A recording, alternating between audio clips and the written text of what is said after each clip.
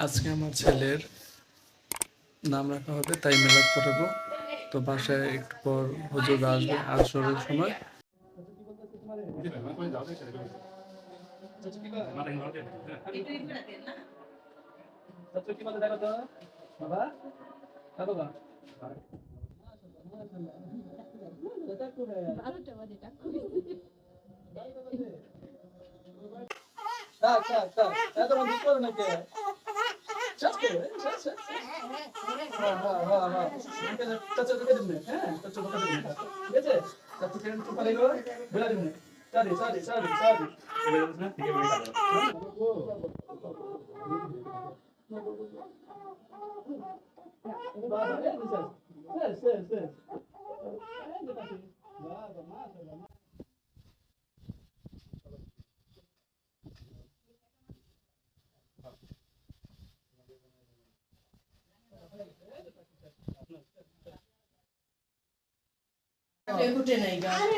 না সুন্দর বাবা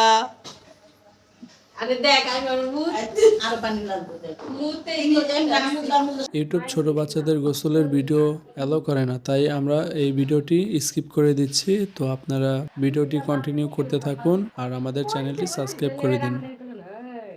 মিষ্টি নেওয়ার জন্য আমরা রাজেন্দ্রপুর আসছি। এসে দেখলাম যে এখানে সুন্দর সুন্দর ফুল দেখা যাচ্ছে। রোডের ওই পারেই মিষ্টির দোকান, তো আমরা মিষ্টি নেওয়ার জন্য রোড পার হচ্ছি। আমরা রিক্সা নিয়ে রাজেন্দ্রপুর আসছি মিষ্টি নিতে। রিক্সা থেকে নেমে একটু হেঁটে মিষ্টির দোকানে চলে আসলাম।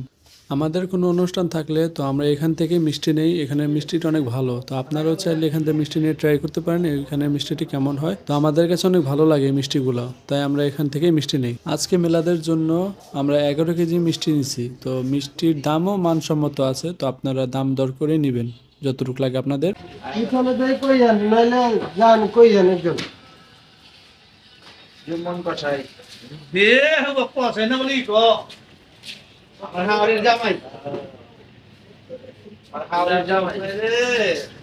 শীতে আমি আমার কাকা দুজন কাঁপতে কাঁপতে মিষ্টি নিয়ে বাসায় চলে যাচ্ছে। এখন মিষ্টি নেওয়া হয়ে গেছে আমাদের।